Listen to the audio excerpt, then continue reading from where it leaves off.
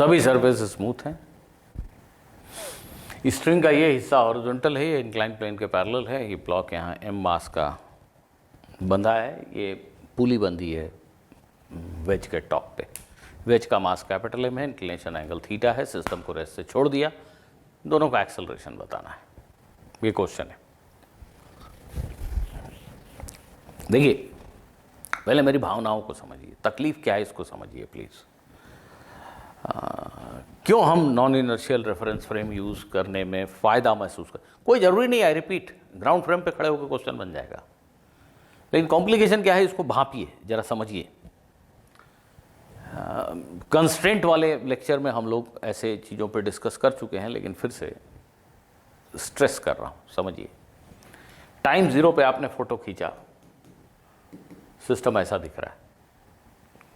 थोड़े समय के बाद का फोटो अगर खींचेंगे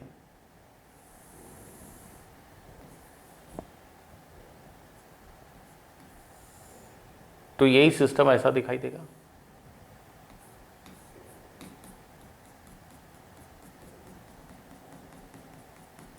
ऐसा। आई होप कि मैंने बहुत क्लीन डायग्राम बनाया ऐसा दिखेगा ना। इस बड़े ट्रायंगुलर वेज के एक्सेलरेशन मोशन के डायरेक्शन को लेके कोई कंफ्यूजन नहीं है, लेकिन ये जो ब्लॉक है इसके मोशन का डायरेक्शन हमें सर्टेनिटी से नहीं पता है। ठीक है, ये यहां था यहां आ गया, ये तो ऐसा चला कुछ, ये ऐसे थोड़ी चल रहा है। ये चल इसके ऊपर ऐसे रहा है, लेकिन ये खुद भी चल रहा है, तो इफेक्टिवली तो इसका मोशन ऐसा कुछ उटपटांग डायरेक्शन में हुआ, जिसके बारे में मैं बहुत श्योर नहीं। तो इस ब्लॉक के मोशन के डायरेक्शन को लेके मुझे थोड़ी तकलीफ हो रही है। लेकिन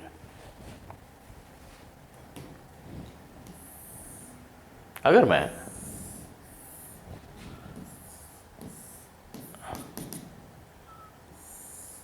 मैं इस ब्लॉक के मोशन को इस वेज के रेफरेंस फ्रेम में देखता हूं, मतलब वेज में एक चींटी बैठी है ऐसा सोचो, मान लो एक चींटी बैठी है वेज में, चींटी इस ब्लॉक को चलता हुआ देख रही है। चींटी इस वेज को चलता हुआ नहीं देख रही है, हम अर्थ को चलता हुआ नहीं देख रहे, हम अर्थ पे बैठे हैं। ये चींटी वेज को चलता हुआ नहीं देख रही है, पर ये चींटी सर्टेनली ये देखती है कि ये ब्लॉक जो अभी यहां था थोड़ी देर बाद यहां आ गया।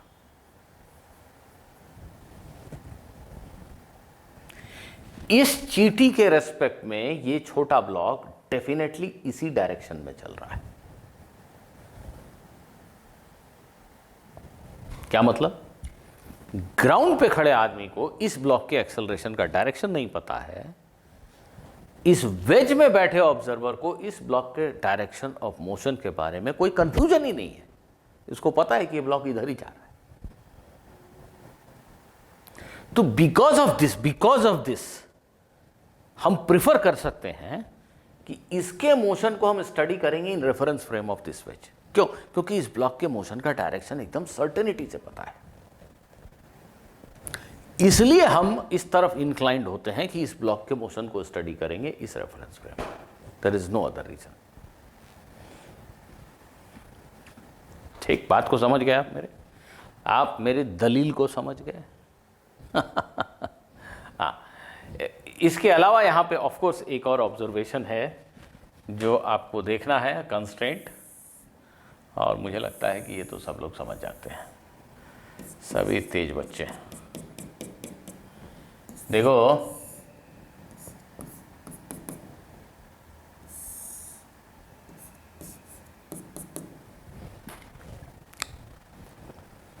क्या तुम लोगों ने ये नोटिस किया कि ये ए आर और ये ए नॉट दोनों इक्वल होंगे? ठीक से मन में बोलो, ए नॉट क्या है? इस वेज का acceleration in reference frame of ground. Wedge के मोशन को वेज के रेफरेंस फ्रेम में ले सकते हैं, पर कोई फायदा नहीं है। वेज को तो ग्राउंड पे ही खड़े होकर देख रहे हैं। वेज ए नॉट एक्सेलरेशन से ऐसे चल रहा है, वेज के रेस्पेक्ट में, वेज में बैठी चींटी को ये चीज भी सेम एक्सेलरेशन से नीचे चलता हुआ दिखाई देगा। ए आर क्या है? It is acceleration of block with respect to the wedge. क्यों बोल रहा हूं ऐसा मैं भाई? क्योंकि अगर ये वेज 2 सेंटीमीटर आगे आया, 2 सेंटीमीटर, तो यहां जो रस्सी है 2 सेंटीमीटर छोटी हो जाएगी। ये वेज यहां से यहां आया तो ये रस्सी 2 सेंटीमीटर छोटी हो गई यहां पे। अब रस्सी ऐसे है, ऐसे, तो ये जो रस्सी की लेंथ 2 सेंटीमीटर यहां पे कट हुई, यही तो यहां पे बढ़ गई। पहले अगर ये रस्सी 10 सेंटीमीटर थी तो अब यहां पे रस्सी 12 सेंटीमीटर हो गई, अगर ये वेज 2 सेंटीमीटर इधर आया तो, क्योंकि ओवरऑल स्ट्रिंग की लेंथ तो फिक्स्ड है। ये रस्सी 10 सेंटीमीटर थी, ये भी 10 थी, वेज 2 सेंटीमीटर चला आया तो यहां से यहां तक रस्सी 8 हो गई, यहां से यहां तक रस्सी 12 हो गई। तो वेज में बैठी चींटी को दिखा कि ये ब्लॉक 2 सेंटीमीटर नीचे खिसक गया। तो ऑब्वियसली ग्राउंड के रेफरेंस फ्रेम में इस वेज का एक्सेलरेशन अगर ए नॉट है, तो वेज के रेफरेंस फ्रेम में ब्लॉक का एक्सेलरेशन भी ए नॉट है। क्या यह बात समझ में आ रही है?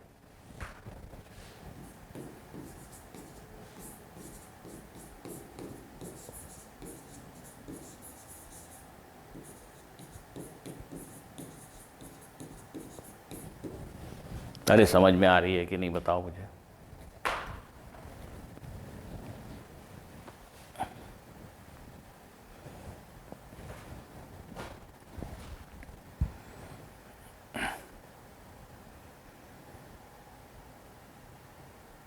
अब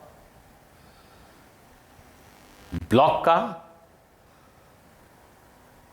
का फ्री बॉडी डायग्राम वेज के रेफरेंस फ्रेम में बनाएंगे। वेज में बैठे आदमी को ब्लॉक का एक्सेलरेशन ये दिखा है, इक्वेशन लिखेंगे, और वेज का फ्री बॉडी डायग्राम ग्राउंड के रेफरेंस फ्रेम में ही बनाएंगे। उसका एक्सेलरेशन ए नॉट है, उसके लिए इक्वेशन लिखेंगे। आइए ऐसा करते हैं। सबसे पहले मैं ब्लॉक को ले रहा हूं। Block in reference frame of ways, block in reference frame of ways. Let us consider the block in reference frame of wedge. Repeat, block in reference frame of wedge, normal reaction, tension, mg are real forces. ये तो है ही. But this wedge is accelerated in this direction, having an acceleration a naught. तो veg में बैठे आदमी को Newton's law लगाने की परमिशन ही नहीं है, फेल है न्यूटन्स लॉ। एक्सेलरेटेड गाड़ी में बैठेगी, फेल हो गया। उसको वापस से सही करने के लिए हम एक मनगढ़ंत फोर्स लगाते हैं। अब इस बात को ऐसे सब, जो ऑब्जर्वर का एक्सेलरेशन है, जो वेज का एक्सेलरेशन है, वेज में बैठी चींटी के पॉइंट ऑफ व्यू से सोच रहे हैं, वेज में बैठी चींटी के पॉइंट ऑफ व्यू से सोच रहे हैं इसका मोशन। चींटी खुद ऐसे जा रही है वेज के साथ, वो अपने एक्सेलरेशन के उल्टे डायरेक्शन में इस ब्लॉक पे एक फोर्स लगाती है एम ए नॉट। ये है स्यूडो फोर्स। ब्लॉक का मास, चींटी का एक्सेलरेशन, डायरेक्शन चींटी के एक्सेलरेशन के ऑपोजिट। तो इस ब्लॉक पर इस रेफरेंस फ्रेम में 4 फोर्स हैं।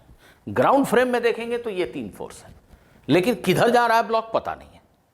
तो उसके एक्सेलरेशन के 2 कंपोनेंट लेने पड़ेंगे, ए एक्स ए वाई फलाना ढमकाना। वेज के रेफरेंस फ्रेम में देखेंगे तो पक्का पता है इस चींटी को ये ब्लॉक इधर जाता हुआ दिख रहा है और ए नॉट एक्सेलरेशन से ही जाता हुआ दिख रहा है। पर ये चींटी के लिए इस ब्लॉक पे 4 फोर्स है, एक मनगढ़ंत फोर्स। तो चींटी को ये ब्लॉक इधर जाता हुआ दिख रहा है, दिस इज एक्स, इसके परपेंडिकुलर वाई। सारे फोर्सेस को एक्स और वाई में बांट दो। माने चींटी जब फ्री बॉडी डायग्राम बना रही है, 4 फोर्स लिखा, चारों फोर्स को इधर और इसके परपेंडिकुलर बांटो। ये पहले से वाई में है, ये पहले से एक्स में है, कुछ नहीं करेंगे, ये पसंद के डायरेक्शन में नहीं, इसके टुकड़े करेंगे।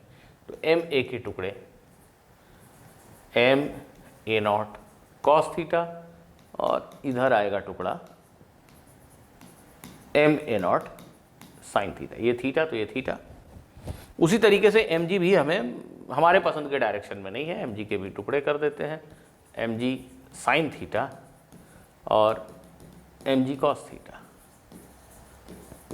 अब ये mg फोर्स नहीं है, अब ये ma0 फोर्स भी नहीं है।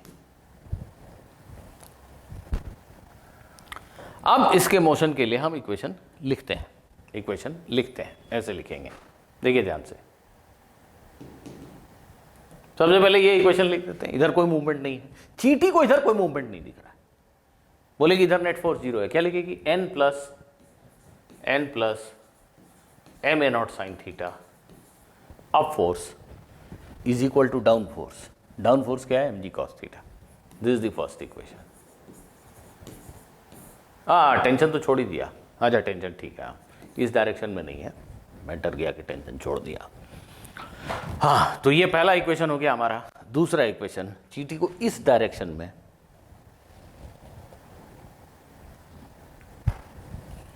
नेट फोर्स जो दिख रहा है वो दिख रहा है ma0 cos theta plus mg sine theta minus T net force. This is mass into acceleration, और चींटी को भी इसका एक्सेलरेशन a0 ही दिख रहा है। a0 is the acceleration of the block relative to the wedge. ये दो इक्वेशन हो गए। क्या इन दो इक्वेशन से बात नहीं बन जाएगी, जरा देख लेते हैं एक बार। कितने क्वांटिटीज हैं जो हम नहीं जानते, n t a0, तीन अननोन है तो तीन इक्वेशन तो चाहिए। इसलिए उस ब्लॉक जो वेज है, वेज उसको स्टडी करना ही पड़ेगा। वेज का फ्री बॉडी डायग्राम हम ग्राउंड के फ्रेम में ही बनाएंगे। वेज का फ्री बॉडी डायग्राम हम ग्राउंड के फ्रेम में ही बनाएंगे। वेज को, सिर्फ वेज को देखिए, forget about block and all, सिर्फ वेज को देखिए। इसका फ्री बॉडी डायग्राम ग्राउंड के फ्रेम में, वेज के ऊपर ये ग्राउंड का नॉर्मल रिएक्शन R लिख रहा हूं, वेज का वेट mg। वेज ने छोटू को धक्का दिया था F फोर्स, N फोर्स से, तो छोटू भी वेज को N फोर्स से धक्का देगा, ऐसा नॉर्मल रिएक्शन। इसके अलावा दो फोर्स हैं जो आप मिस कर सकते हैं, कभी मिस मत कीजिएगा। ये वेज, पुली को वेज का ही हिस्सा मान लेने में भलाई है। पुली जो है वेज में अटैच्ड है, let the pulley be part of the wedge. तो ये रस्सी का टेंशन T और ये भी T। तो वेज के ऊपर एक टेंशन इधर, एक टेंशन इधर, एक नॉर्मल रिएक्शन छोटू का, एक ग्राउंड का और एक mg, इतने फोर्स लग रहे हैं। कोई स्यूडो फोर्स नहीं है। हम तो ग्राउंड पे खड़े होकर वेज को a0 एक्सेलरेशन से चलते हुए देख रहे हैं। किस बात का स्यूडो? ग्राउंड पे खड़ा है ऑब्जर्वर हमारा, एक्सेलरेशन a0 है। तो देखो इस क्वेश्चन में, इस सिचुएशन में वर्टिकल डायरेक्शन में इक्वेशन लिखने का कोई मीनिंग नहीं है, क्योंकि अगर लिखोगे तो ये एक एक्स्ट्रा अननोन आएगा जिसका हमें बाकी किसी इक्वेशन में है नहीं, इससे हमें कोई मतलब है नहीं, तो नहीं लिखते हैं।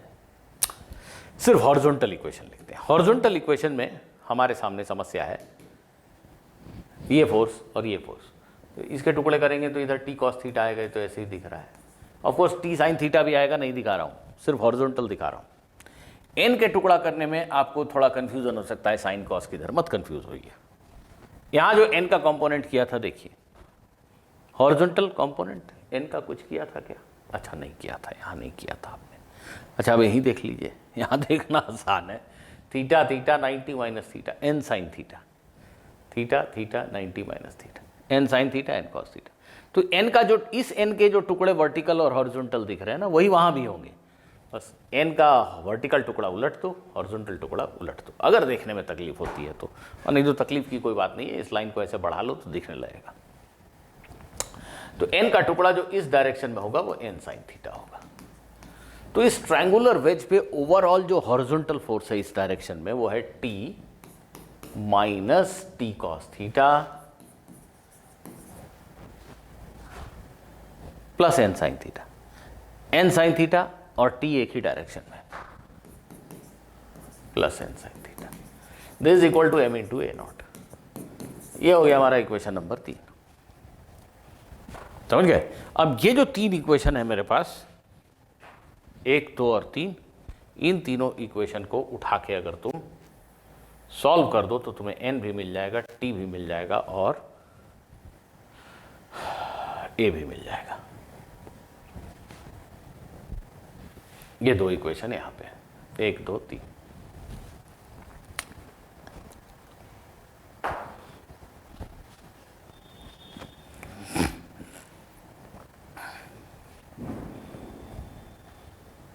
अब ये सॉल्व तुम लोग खुद कर लेना, थोड़ा मशक्कत करो। देखो ऐसे कर लेना। ये जो बीच वाला यहाँ जो इक्वेशन दिख रहा है, यहाँ से n की वैल्यू निकाल के स्टेप 1 में यहाँ से n की वैल्यू निकाल के यहाँ रख देना, mg cos theta minus ma not sine theta. तो अब दो ही इक्वेशन बचेंगे जिसमें t है और a नॉट है। सॉल्व करो। So this is how you can